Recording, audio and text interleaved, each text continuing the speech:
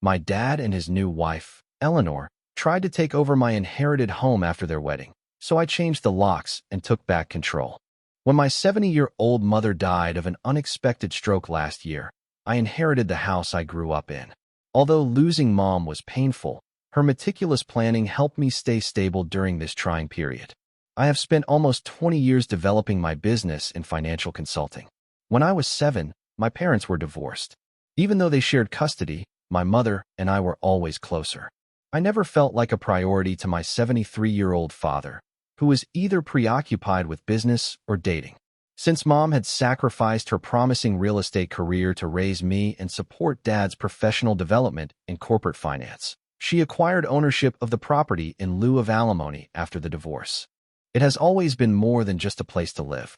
In this large, colonial-style home in the Massachusetts suburbs, there are memories of Mom everywhere, from the yard where we spent many weekends planting her favorite roses to the kitchen where she taught me how to make her renowned apple pie.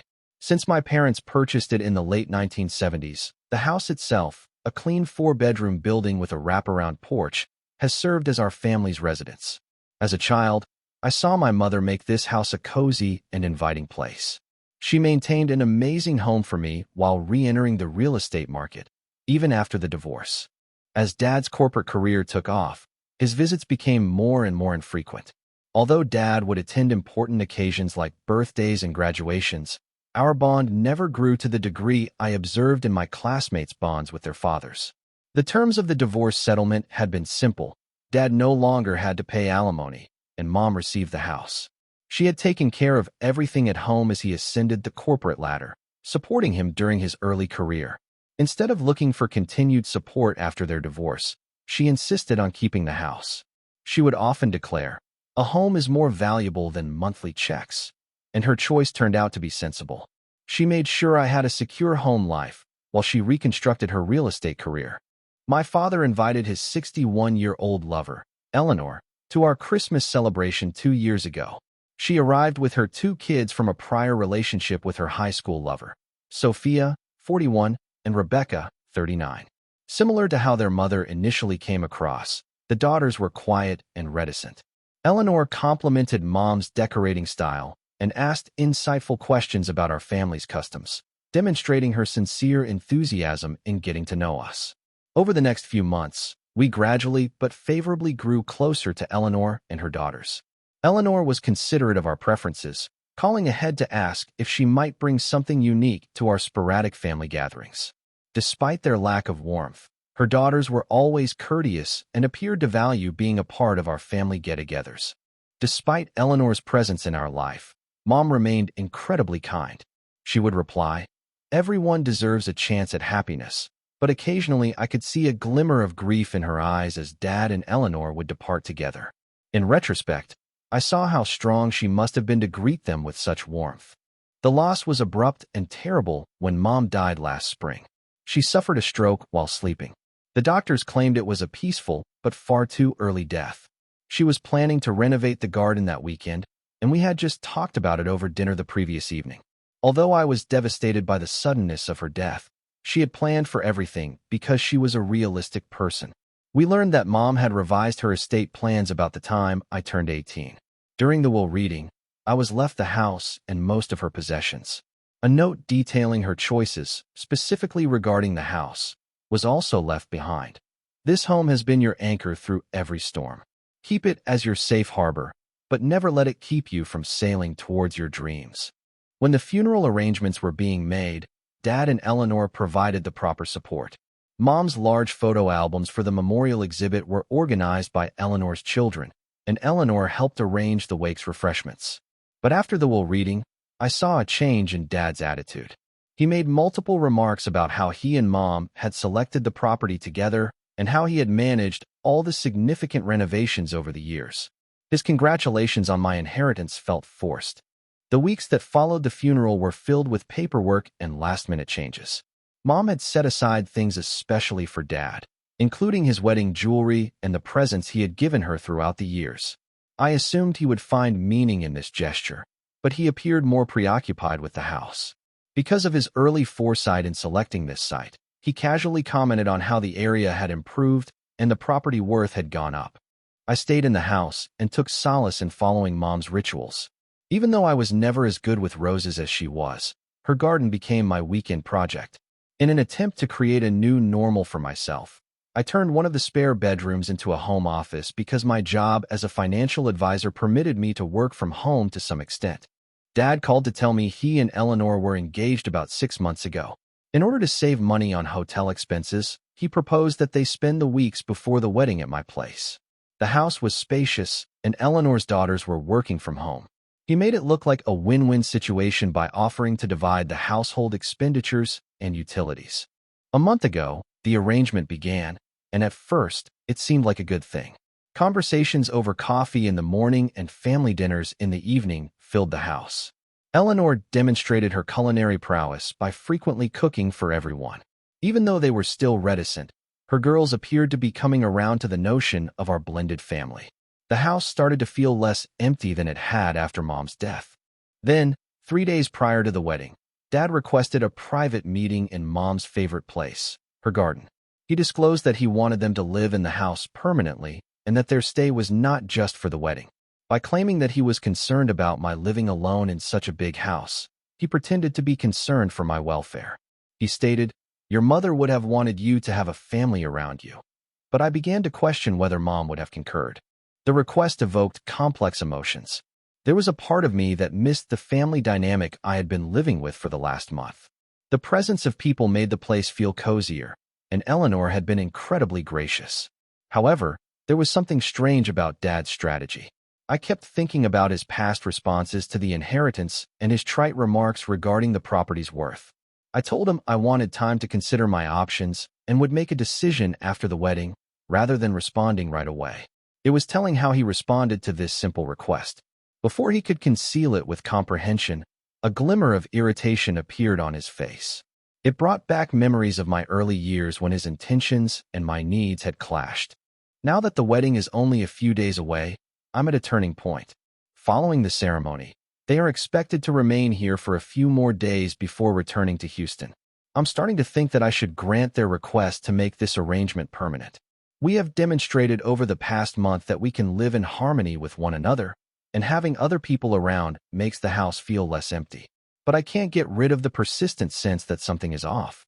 Warning signs include Dad's obsession with the house's worth, his subtly expressed irritation at my hesitation, and his attempts to remind me of his role in its acquisition. Eleanor has been flawless, almost too flawless, and I question whether their motivations go beyond simple familial ties. A part of me regrets questioning their motives. This is what healed families do. After all, join forces, help one another, and use the fragments of what was destroyed to create something new. However, there's another part of me that cautions me, maybe the one that acquired Mom's pragmatic temperament. Even though I've dedicated my professional life to assisting people in making wise financial decisions, this circumstance has me doubting my judgment.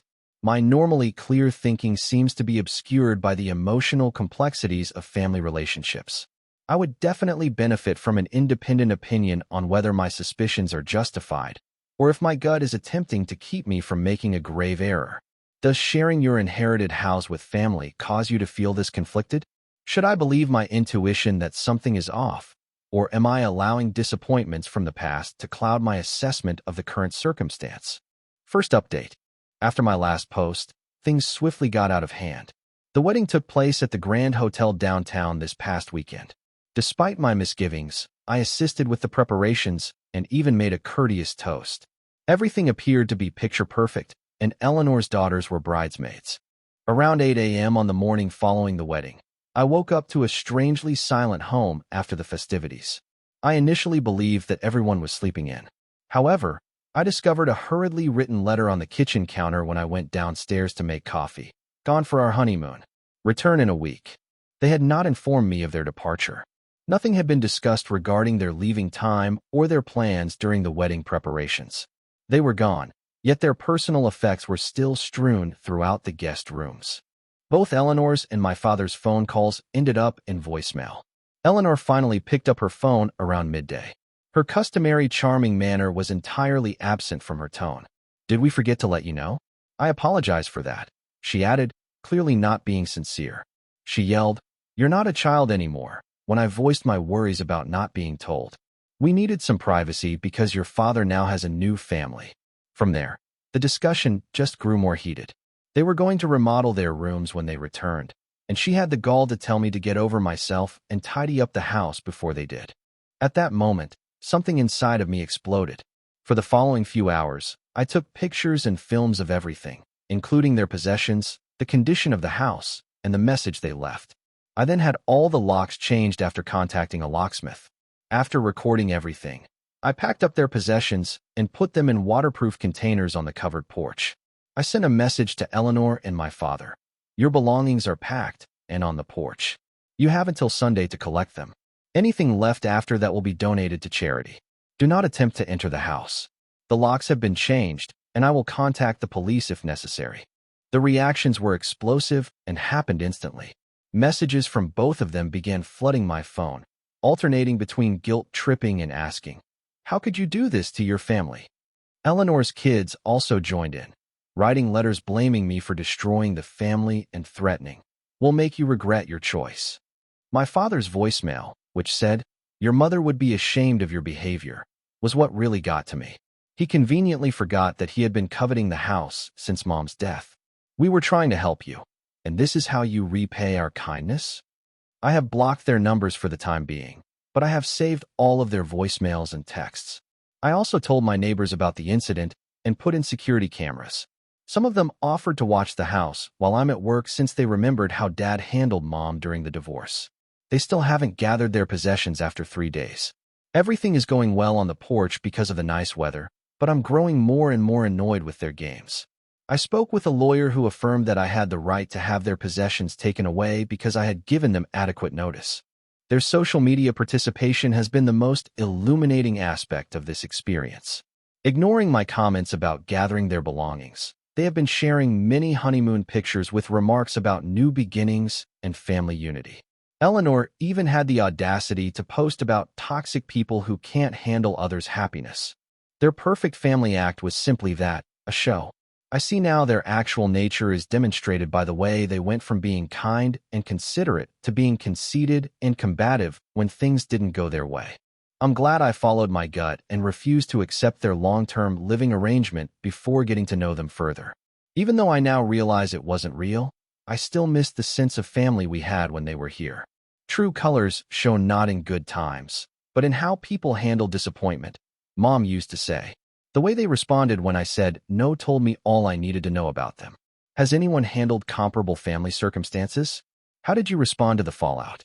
Although I'm not changing my mind, I would like some guidance on how to handle the flying monkeys they are sending my way. Second update. 2 weeks have passed since my last post, and the actual narrative has now surfaced. Their desperate attempts to move in are explained by what I found, and it's worse than I thought. My father's old co-worker, who has been a family friend for 30 years, contacted me yesterday. She disclosed that my father had been dismissed 3 months prior for mishandling company cash, so he wasn't taking a break from work as he had said. It seems that he had been making dangerous financial choices without the required approval, which resulted in large losses. The reality of their financial circumstances is startling. He used all of his retirement funds to cover the $45,000 cost of the wedding at the Grand Hotel. They spent an additional $30,000 on their 2-week Maldivian honeymoon, which was paid for by selling his investment holdings. When they became engaged last year, Eleanor resigned her work as a real estate agent, confident in my father's 6-figure salary and their intended relocation into what their acquaintances called their future family home. Yes, that's how they described my house. They had planned their entire budget with the presumption that I would allow them to live with me permanently. They had already begun selling some of their furnishings and given notice of their move from Houston. They actually have nowhere else to put their possessions, which is why they are still on my porch. According to mutual acquaintances, they had been spreading the myth that I was staying in their home temporarily because of my mother's misguided sympathy. They presented themselves as kind by letting me stay while I got back on my feet. The truth is, of course, that I'm a successful financial consultant who makes 6 figures of my own money, and the house is legally mine. More unsettling details were revealed by my father's former co-worker. Bad investments weren't the only reason he was fired. At work, he had been acting more and more erratically, making lofty claims to clients and getting indignant when asked about his tactics. Although no one is certain, some believe he was attempting to recuperate from losses on his personal investments. Eleanor's actions suddenly make perfect sense. Her performance of being the perfect homemaker was a deliberate one. She had been telling her friends that she could concentrate on making a proper family environment rather than working if she lived in my home. She had gone so far as to show her friends Pinterest boards of the alterations she intended to make to my mother's garden. Social media pictures from their honeymoon now paint a different picture. My father's exhausted retirement fund provided the funds for each magical moment they spent together, literally. Their posts about new beginnings were a bet to take over my house. They tried a different strategy after discovering their possessions were still on the porch after their honeymoon. Eleanor apologized tearfully over the phone, saying that the stress of the wedding had taken over her. By implying that we might support one another during trying times, my father tried to present a picture of family unity. In the process, they unintentionally disclosed more of their scheme. They expected me to eventually give them ownership of the house, not just to move in temporarily. They specifically stated that we should combine our family resources for everyone's benefit, which presumably meant that I would give them my inheritance. Since then, I found out that they had already spoken with a real estate agent about financing alternatives and the house's possible value before they even moved in temporarily. My lawyer has urged me to submit a formal cease and desist letter over their misrepresentation of the house's ownership. They had even contacted a contractor about possible renovations, posing as the owners who were generously letting their daughter stay for now. In case legal action is required, we are also recording all of their communications and posts on social media. Stories of Eleanor surveying the garden and talking about her remodeling ideas while I was at work have been shared by a number of neighbors. One neighbor even claimed that without my knowledge, she had asked prospective contractors to come look at the property. Their complete financial desperation is now evident. The entire amount of my father's severance pay was used to plan the wedding. The cost of the wedding and honeymoon entirely drained his retirement funds. After giving notice on their apartment, they no longer have a place to live in Houston, and Eleanor's sudden resignation has strained relations with her previous work. A few months' worth of living expenditures would not be covered by their present liquid assets. As they consider their options, they are now lodging at a low-cost hotel. Eleanor has stopped posting on social media, with the exception of ambiguous statements like hidden blessings and family betrayal. My father has shifted from irate demands to frantic entreaties, but I'm refusing to back down. Some relatives say that since he is still my father, I ought to assist them in getting out of this situation. But as a financial advisor, I am aware that encouraging bad financial choices just makes matters worse. Furthermore, their attempt to use coercion to get me to leave my house revealed their actual motivations.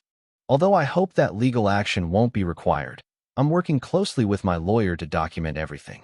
Next week, I will begin therapy to deal with the emotional toll. I've installed an improved security system in the house. I recognize the irony. I, the daughter he never had time for, have created a secure existence via careful preparation, whereas my father, who worked in finance for a living, has ruined his retirement by bad financial choices. Even though she would be disappointed to see him go this far, Mom would appreciate the poetic justice. Has anyone else found relatives who have committed similar financial frauds? How did you manage to keep your distance while dealing with the betrayal? The rage is no longer the difficult thing. It's the melancholy of understanding that my father hasn't really changed.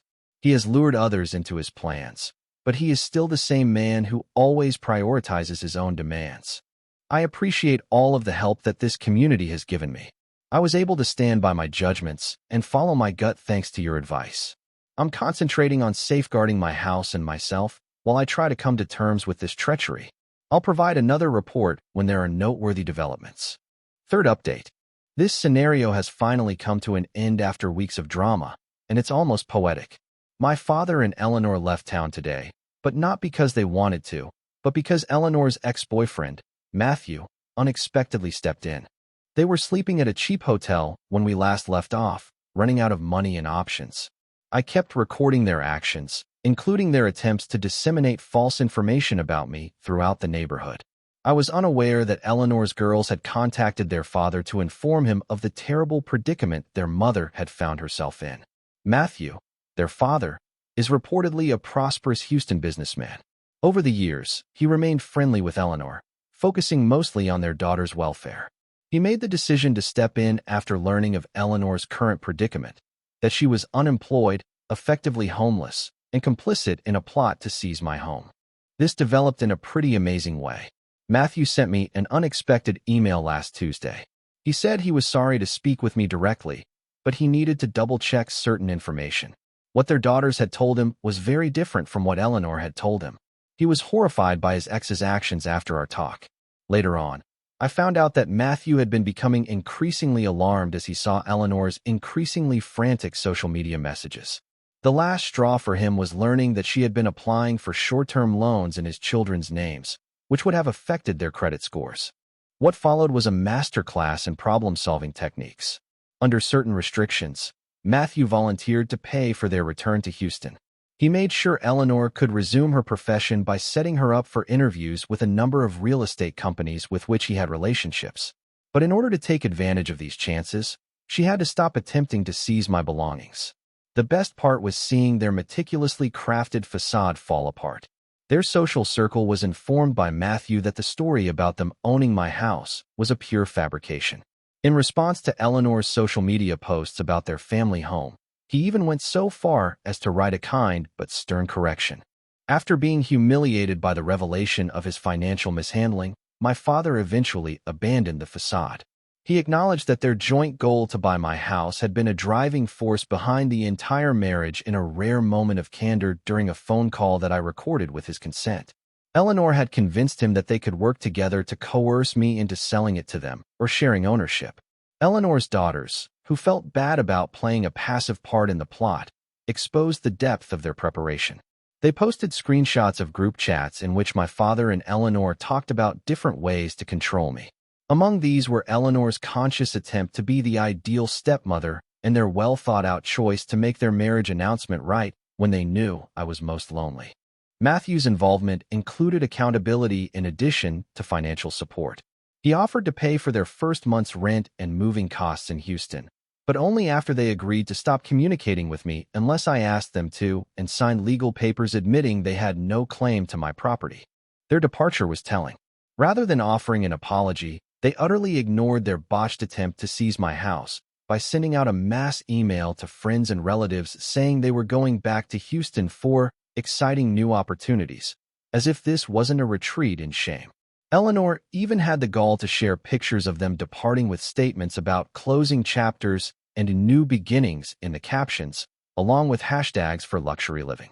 Yesterday, my security cameras caught them making a final drive by my house. They didn't stop, but they did slow down for a moment. Their possessions were already en route to Houston after being transferred to a storage facility at Matthew's expense. It has been surprisingly quiet since. My neighbors have been tremendously supportive as they have watched this drama play out. I became aware of how frequent these circumstances are after hearing several people relate their personal tales of family property disputes. Several individuals have apologized for believing Eleanor's stories, and the local community, which she attempted to infiltrate, has come together in support of me. I've begun going to a support group for those who are coping with family separation. It's assisting me in processing the range of feelings involved in this circumstance, including anger at their attempted deceit, lingering sadness over losing the little relationship I had with my father, and relief from their manipulation. The house feels different today, serene, yet not empty. I've begun remodeling in an effort to make new memories rather than destroy old ones. Now that Mom's garden is flowering once again, I've joined a local gardening club to learn the appropriate way to take care of her prized roses. Working in the same area where she experienced such delight is helpful. In fact, this experience has helped my career. I now have a very intimate understanding of how family dynamics can affect financial decisions because I work as a financial consultant. Although I don't share my personal narrative, I'm more suited to guide clients through comparable circumstances. I recognize the irony of having to deal with a financially reckless parent while working as a financial advisor.